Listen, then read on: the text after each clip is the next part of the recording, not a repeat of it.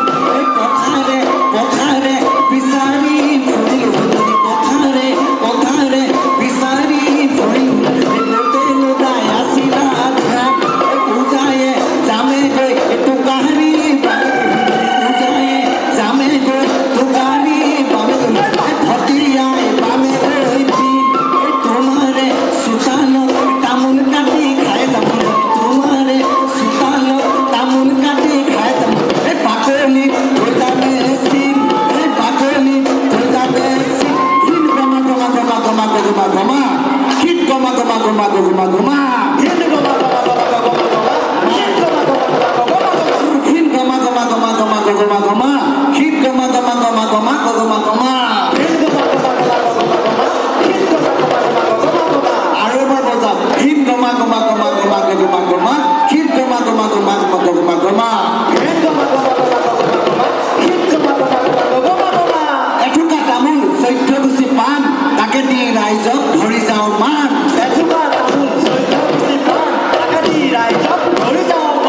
আকৌ কৈছো এঠুকা তামোল 14 গুছি পাণ তাকে দি ৰাইজক ধৰি যাওঁ মান